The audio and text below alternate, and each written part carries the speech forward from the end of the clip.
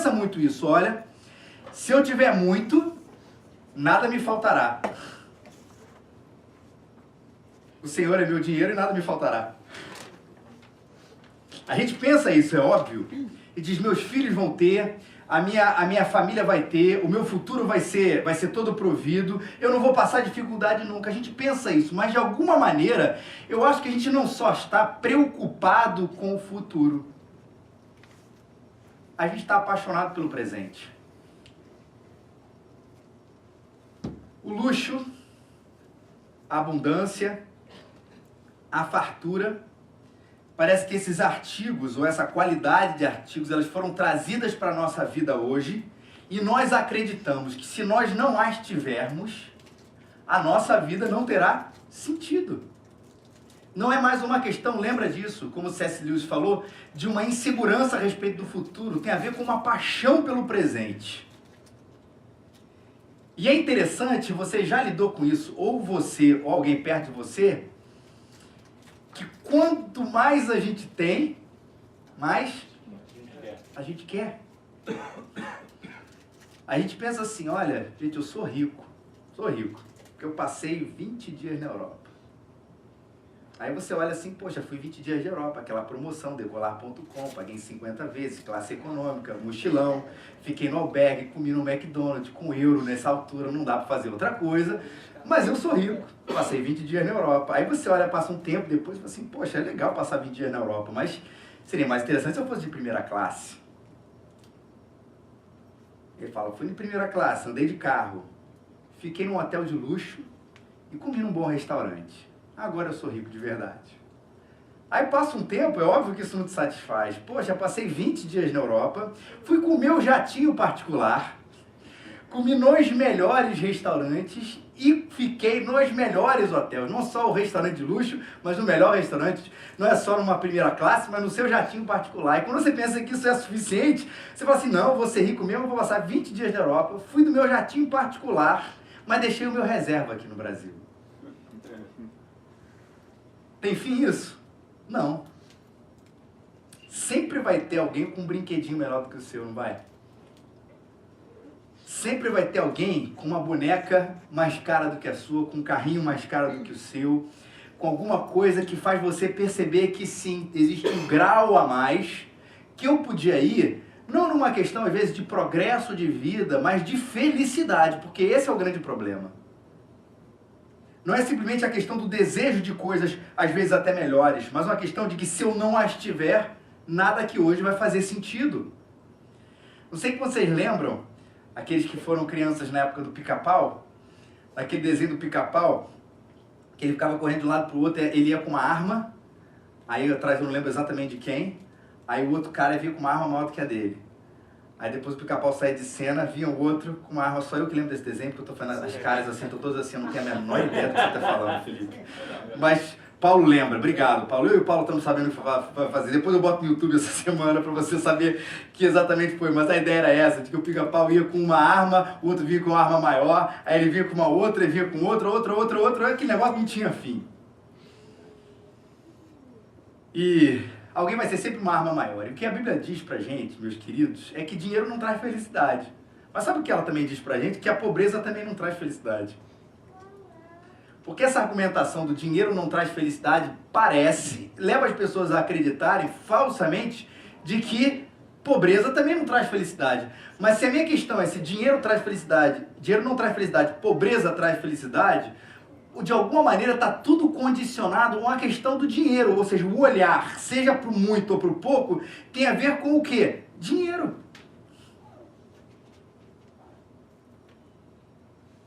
E você conhece um rico feliz e um pobre infeliz, não conhece?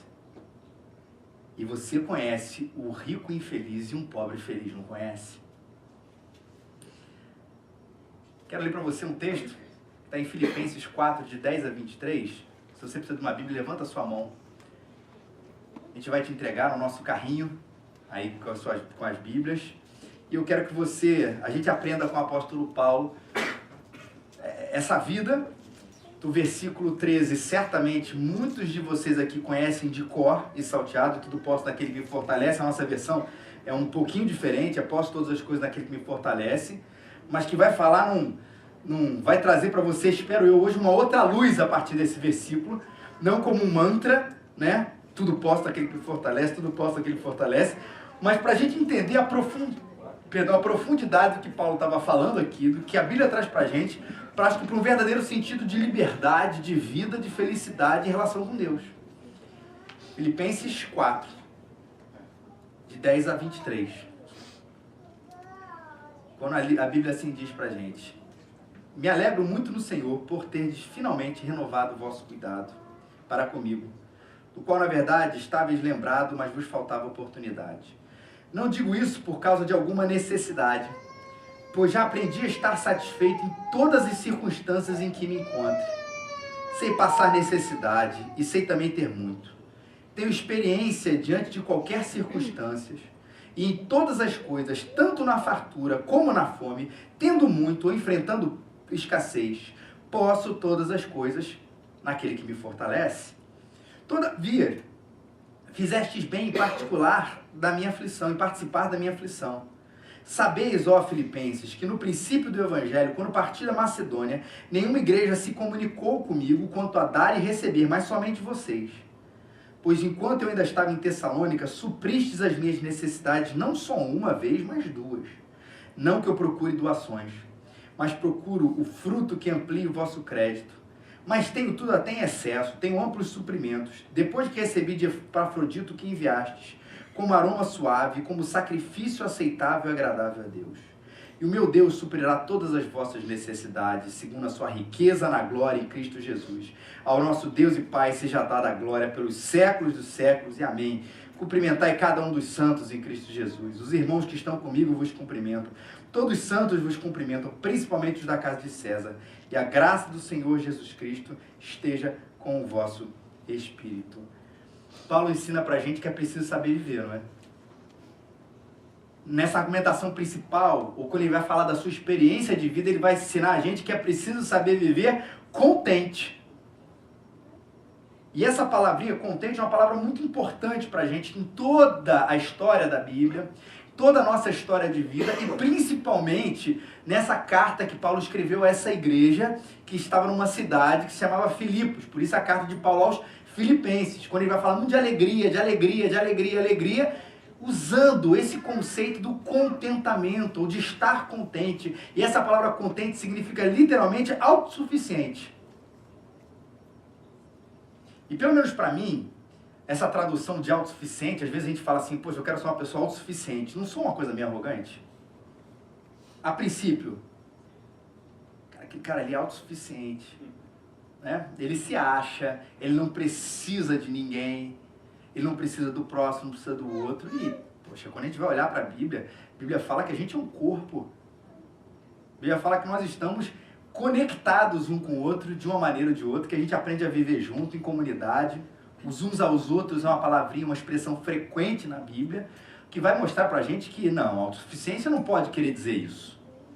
Autossuficiência não pode querer dizer que a gente não precisa do outro. Não é uma postura arrogante, mas uma postura de que tem uma força interior para superar todas as coisas e ainda assim viver feliz. Isso é o conceito de autossuficiência. Alguém que tem uma força interior, que é capaz de superar todas as coisas e ainda assim consegue viver feliz. Qual é o sentido de autossuficiente? Eu não preciso das circunstâncias. Eu não preciso de calor. Eu não preciso de frio. E olha que é difícil. Eu sou apaixonado pelo calor. Frio para mim é uma desgraça. Tem gente que é exatamente o contrário. Meu humor muda, né? Por isso que eu moro no Rio de Janeiro, onde 20 graus é um gelo. Mas a gente precisa de frio, precisa do calor, precisa estar num bom restaurante, ou precisa estar num péssimo restaurante, não sei se de repente o seu gosto é esse, ou precisa ter um certo tipo de quantia de dinheiro na conta, ou não precisa de uma certa tipo, ou precisa fazer isso, ou precisa fazer aquilo. Quando tudo na nossa história vai depender, a gente vive uma sensação de independência daquilo que é alto e daquilo que é exterior, a gente está dizendo, Paulo está dizendo, você não é autossuficiente, você não é contente, porque está sempre precisando de alguma coisa. Não é a pessoa que sabe viver feliz, como diz até a música do Josué Rodrigues, baseada nesse texto, sem se importar com a situação. Ele diz lá, né, você está honrado, humilhado, em escassez ou fartura de pão, baseado nesse texto de Filipenses aqui. E o que Paulo vai dizer para a gente é que ele sabia. Você está humilhado, você está honrado, você está na fartura, você está na fome, você viver na abundância e você viver o que é escassez. E, gente, por favor, Paulo não está falando aqui de discurso. Não é um homem que, de fato, fala isso como quem não as viveu. A gente não vai aqui conseguir traçar toda a vida do apóstolo Paulo, mas se você olhando um pouquinho ali nas cartas dele, no livro de Atos, você vai perceber que isso tudo foi uma realidade da vida dele. De prisão, de chibata, de humilhação, de sucesso muitas vezes, de coisas boas que aconteceram com ele, em função do crescimento da igreja, em função dos novos convertidos chegando, em função das pessoas aderindo ao evangelho, né? O Espírito Santo se movendo, coisas maravilhosas, coisas difíceis, perseguições. Paulo passou por tudo isso. Ao ponto no final da sua vida, não no final da sua vida, mas nesse seu momento de vida, fala assim, olha, eu aprendi. E aprendi a viver contente em qualquer situação. Sei que quer ser um proeminente fariseu, ter um futuro na minha frente, e sei do que quer não ter nada. E Paulo usa umas expressões interessantes de muito contraste aqui, do muito e do pouco. Não é, eu fiquei meio apertado, ou sobrou um dinheirinho. Não, Paulo usa muito e o pouco. É do podrão da esquina para o restaurante mais importante da cidade. Eu já comi nos dois. Eu já viajei para Paris de primeira classe e já viajei de trem da Central do Brasil, 6 horas da tarde, sem ar-condicionado, todo mundo me imprensando. Paulo vai falar sempre dos extremos. Aprendi a viver em ambas as circunstâncias, ambas as suas situações. E cada uma, gente, você já sabe disso, tem as suas particularidades, as suas peculiaridades, não é? Viver com poucos recursos não é fácil. Quando a gente tem pouco, especialmente na nossa relação com Deus, quando a gente tem pouco, a gente questiona Deus. Quando a gente tem pouco, a gente questiona se Deus, o amor de Deus. A gente pode falar que a gente detesta a teologia da prosperidade, mas se as coisas começam a ficar ruins na nossa vida, vai que lá no fundo do nosso coração, a gente não começa assim, pô, Senhor, não precisa também ser assim, né? A gente questiona isso no momento de poucas coisas. Por que a gente tem que passar por isso? Por que isso está acontecendo justamente comigo? Por que isso está acontecendo justamente com a minha casa? A gente começa a olhar para o lado, presta atenção. A gente não começa a perceber por que os ímpios prosperam. A gente fala isso. A gente pode, na nossa teologia, na nossa mente, dizer, não, eu sei que não é nada disso, o Deus faz a chuva cair sobre os justos e sobre os injustos, mas no fundo, quando acontece com a gente se questiona, porque foi exatamente isso que aconteceu com Jó, um homem íntegro, reto, temente a Deus. Quando a coisa aconteceu com ele, que a gente percebe, aí ele sente na pele, caramba, esse negócio não é fácil não. E aí no final, eu te conhecia só de ouvir, Senhor, mas agora os teus olhos te veem. Uma coisa era aquilo que estava acontecendo comigo no momento bom, agora no momento difícil, pô, ele não blasfemou, mas certamente no seu coração teve muita vontade.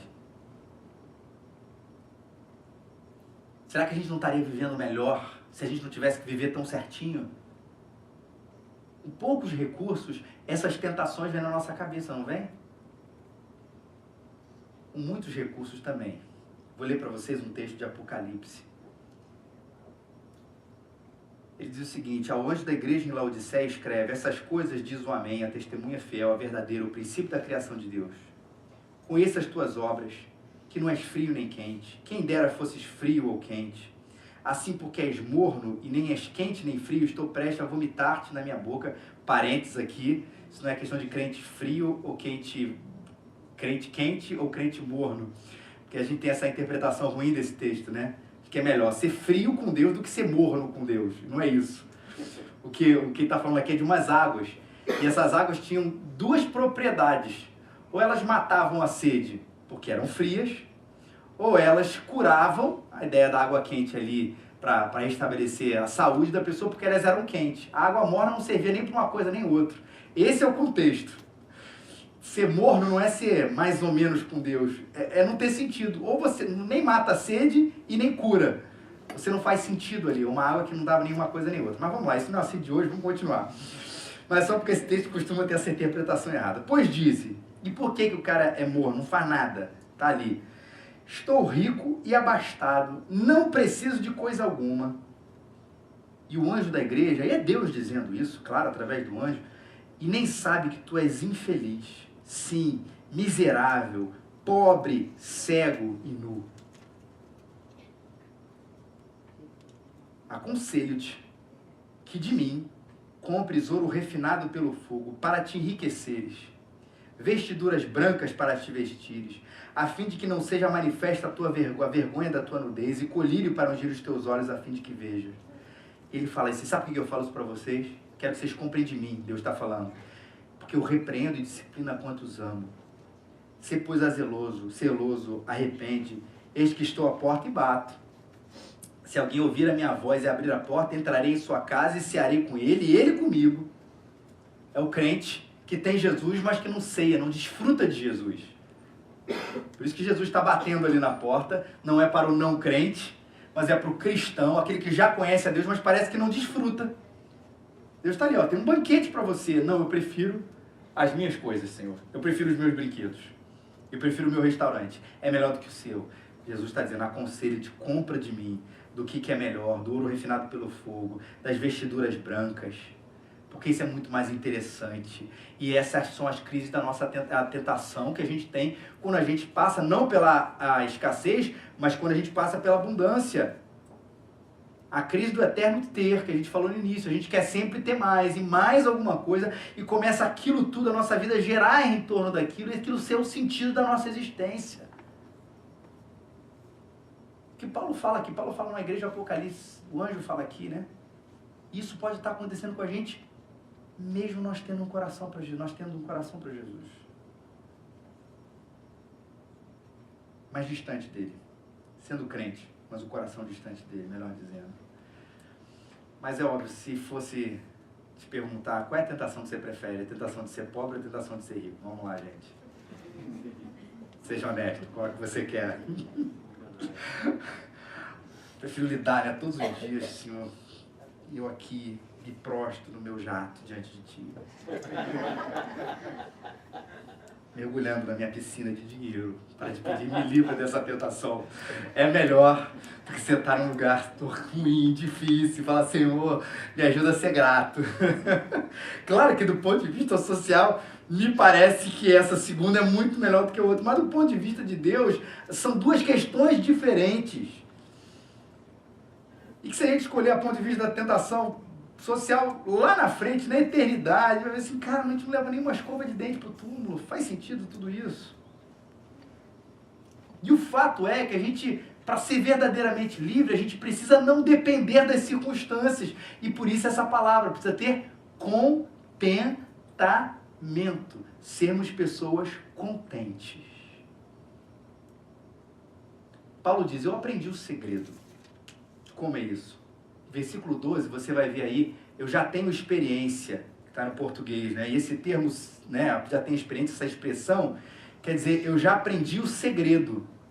E essa palavra, o segredo aqui, era um termo que era usado para as religiões daquela época, como se, religiões de mistérios, como dizer assim, olha, eu aprendi aqui uma fórmula mágica. Eu aprendi aqui um jeito diferente. Deixa eu te ensinar esse mistério aqui, ou da igreja mais pentecostal, deixa eu te ensinar esse mistério para o irmão aqui.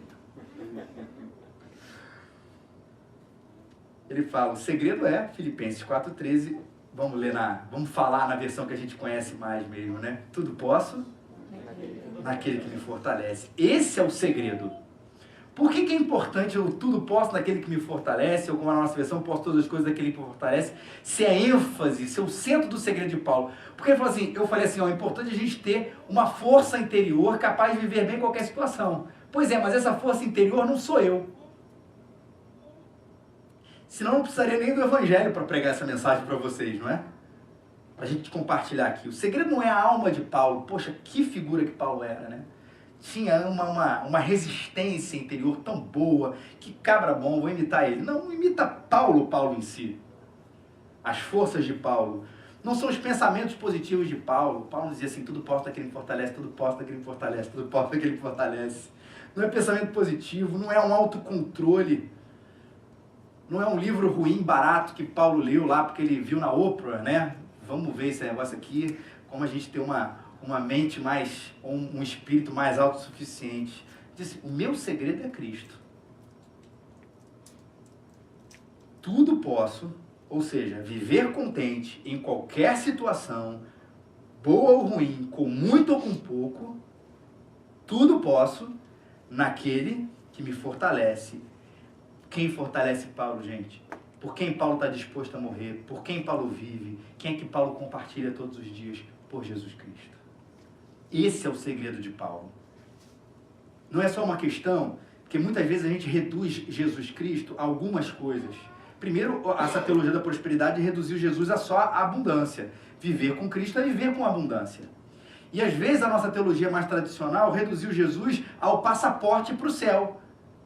Eu estou salvo, vou para o céu, show de bola, é só isso. E Paulo diz, não, esse Jesus Cristo, que vai te levar para o céu, se você crer nele de todo o seu coração, se você se entregar para ele, é o Jesus Cristo que nessa vida aqui também vai estar tão presente dentro de você, tão presente, quando você confia nele, que ele vai saber fazer com que você possa ser feliz e livre em toda e qualquer situação. Ele que opera na alma de Paulo. É esse Jesus que nos ensina, nos adestra a guerrear. É esse Jesus quem revigora o nosso ânimo. É esse Jesus que enche a gente de sabedoria. É esse Jesus que dá pra gente perseverança.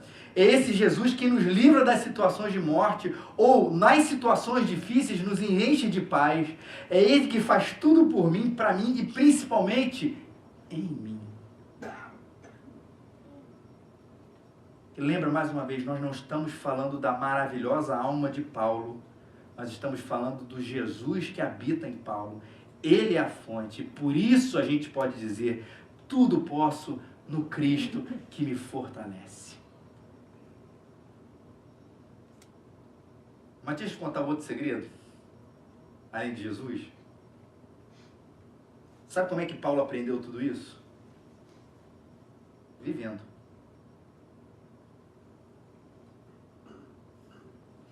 A luta, ou as lutas nos trazem liberdade.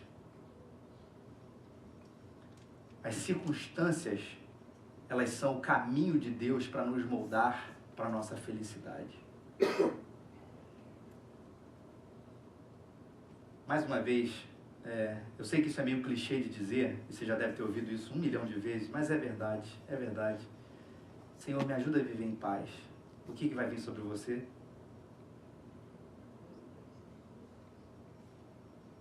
Problemas. Para você descobrir no meio deles a paz.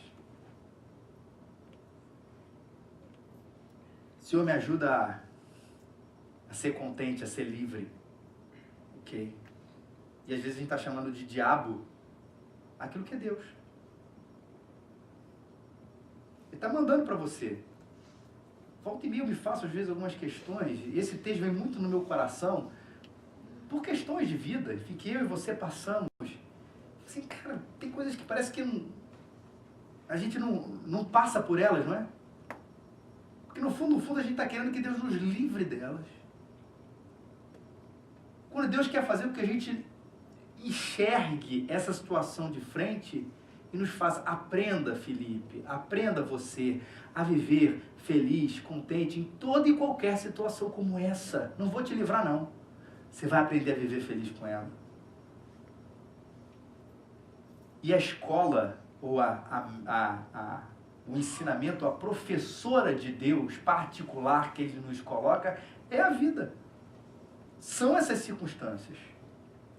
Portanto, não tema esse fogo estranho quando ele vier sobre você, como parafraseando um pouquinho o que Pedro vai falar. Mas agradeça e fala, Senhor, como eu posso aprender a viver contente na situação que eu estou vivendo? Claro que, obviamente, você não se coloque numa situação difícil. Seja sábio, seja inteligente, seja um homem de oração, uma mulher de oração, seja um homem prudente, uma mulher prudente, para não se colocar numa situação difícil de dizer assim, Senhor, por que eu estou fazendo isso? Por que meu cartão de crédito veio tão alto, Senhor? Eu não sei, eu não entendo, é provação do Senhor. Não se coloque na situação. Agora, deu uma zica aí, essa palavra hoje é mais complicada ainda, deu uma zica, seja literalmente, ou seja, metaforicamente, Senhor, como é que eu vou aprender a viver nessa situação? Eu estou te ensinando, eu estou te colocando na melhor mesa, para que você possa não depender dela, ser feliz, mas não depender dela. Eu estou te colocando na melhor mesa, da pior mesa, para você ser feliz a despeito dela. E como, Senhor? O Senhor fortalece a nossa alma, tudo posso naquele que me fortalece. A luta nos traz liberdade, gente. E Paulo continua, todavia vocês fizeram bem em participar da minha aflição. E Paulo vai começar a falar de como a igreja, no meio da aflição em que ele vivia, começou a ser uma bênção na vida dele.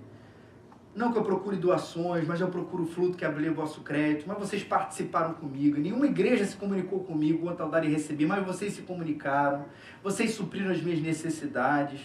Tem um amplo suprimento. Epafrodito me ajudou, que não é bonito, né? A oferta dele foi um sacrifício agradável a Deus. Ele diz assim, olha, assim como a semente precisa do solo, as plantas precisam de luz, os peixes precisam de água, nós também temos as nossas necessidades. Para você, Paulo está dizendo, não pense que Deus não sabe do que você está precisando, porque Ele sabe. E Paulo diz, vocês, igreja de Filipe, entenderam muito bem isso, que, por exemplo, aqui o Paulo não precisava viver só de ar, ele tinha suas necessidades, principalmente numa circunstância complicada, que era a circunstância do preso naquela época. Hoje o preso tem casa, comida, roupa lavada. Por exemplo, prisão é uma coisa boa não, mas tem todas essas coisas. Naquela época não tinha. Recebe bolsa. Recebe a bolsa. Naquela época não tinha. Você está preso? Você precisa de alguém para te ajudar. Alguém da sua família, o seu amigo, a sua igreja, alguém vai lá para te entregar comida, a escova de dente, o sabonete, tudo isso. Cigarro não, né, gente? Por favor. Mas todas essas coisas alguém precisava ir lá te entregar. E Paulo falou, estou aqui preso, né? E todas essas coisas eu estou precisando, e são as minhas necessidades. E Paulo diz e fala, obrigado, igreja de Filipos, porque vocês perceberam todas essas coisas e tiveram um coração generoso para comigo, com as minhas necessidades. E olha que interessante. Ele ainda diz, olha, a minha maior alegria não é, na verdade, o que vocês fizeram, ele diz, o que eu recebi. Não que eu procure doações, mas eu procuro fruto que amplie o vosso crédito. Que ele diz, o fruto que aumente o crédito dos filipenses diante de Deus. Que ele diz, o que me alegrou foi saber que vocês têm um coração generoso diante de Deus e que isso Deus leva em conta. Interessante como tudo na vida de Paulo, do cristão deve ser hoje em dia, porque a gente está falando só de Paulo, está falando da gente, é centrado tudo em Cristo. Ele recebe a doação, ele tem as suas necessidades supridas, mas ele fica feliz porque a igreja entendeu que quer ser generoso diante de Deus e de que aquilo vai trazer crédito da própria igreja diante de Deus. Vocês sabem ofertar da maneira certa. Duas coisas, fruto primeiramente do entendimento da necessidade e não de uma troca. Ele fala assim, vocês fizeram bem em participar da minha aflição. Paulo está atribulado, a gente precisa chegar junto. As igrejas atribuladas, a gente precisa chegar junto. Eu vi a necessidade, tenho condição, reconheci o chamado, vou chegar junto.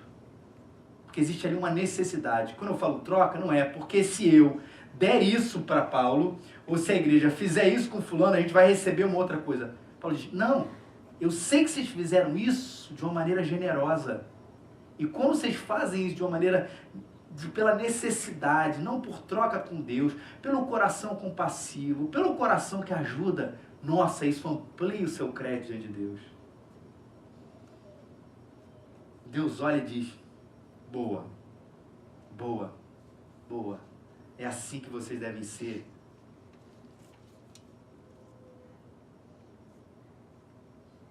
E meu Deus suprirá todas as vossas necessidades segundo a sua riqueza na glória em Cristo Jesus.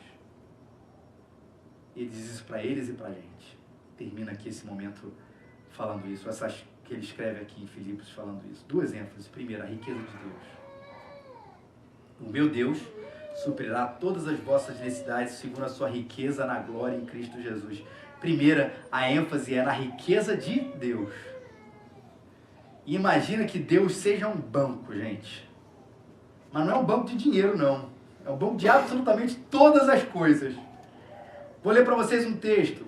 Alguns textos aqui. Pois são meus todos os animais do bosque, as animárias aos milhares sobre as montanhas. Toda a criação pertence a Ele. Minha prata, meu ouro, meu é o ouro, diz o Senhor dos Exércitos. Santo, santo, santo é o Senhor dos Exércitos. Toda a terra está cheia da sua glória. A terra toda é a própria glória de Deus. 1 Crônicas 29:14. Teu, Senhor, é o poder, a grandeza, a honra, a vitória, a majestade, pois teu é tudo quanto há nos céus e na terra. Teu, Senhor, é o reino. Tu te exaltaste chefe sobre todos. Riquezas e glórias vêm de ti. Tu dominas sobre tudo. Na tua mão há força e poder. Contigo está o engrandecer e a tudo dá força. O que Davi, Ageu, Isaías, todos os outros estão falando? Deus não é um banco de dinheiro, gente. Deus é um banco de tudo. Não há nada que Deus não tenha. Nada que Deus não possua. Ele está falando dessa riqueza de Deus, mas um Deus que não há de suprir, a gente já enfatizou isso algumas vezes aqui na Igreja Raiz, não há de suprir os nossos desejos, mas ele fala, há de suprir as nossas necessidades. E esse Deus, rico em todas as coisas, e essa é a segunda ênfase, vai olhar para nós e vai suprir.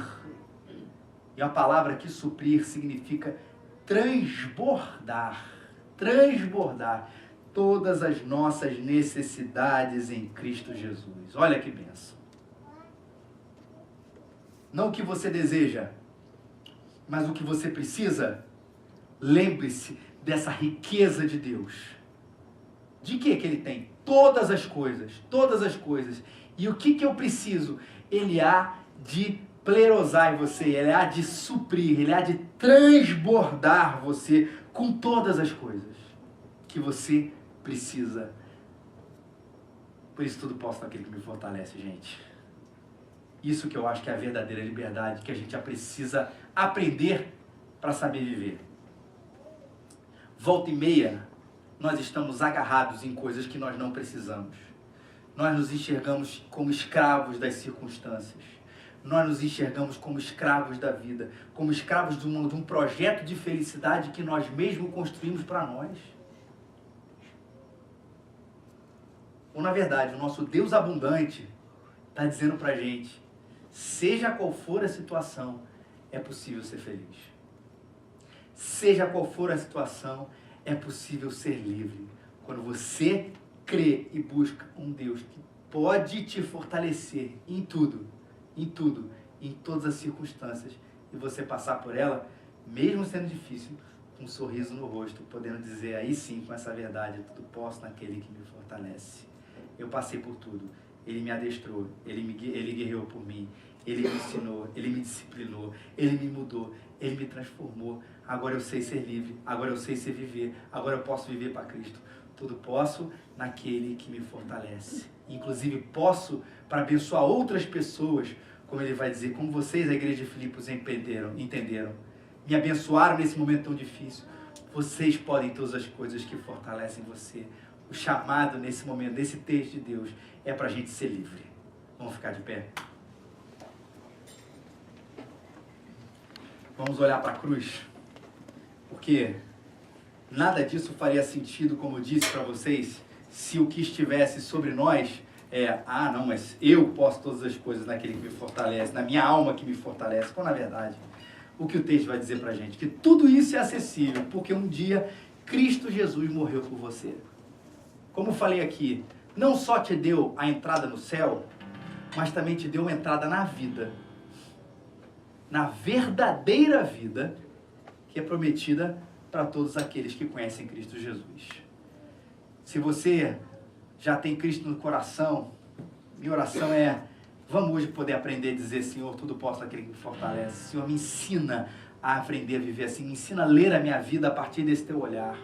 Mas se você ainda não conhece Jesus Cristo como seu único Senhor, como seu único Salvador, se você não reconhece que você não é nada sem Ele, se você não reconhece ainda que os seus pecados separaram você dele, hoje é o dia para você reconhecer e dizer: Senhor, eu quero viver diferente, eu quero viver contigo, ou eu não te conhecia, independente de como você vai falar, eu quero ser reconciliado com o Pai e aprender a viver na eternidade e aprender a viver a eternidade que começa hoje. Se você ainda não entregou a sua vida para Jesus, entregue a sua vida para Jesus hoje. E vamos aprender a viver tudo posso naquele que me fortalece, olhando para a cruz.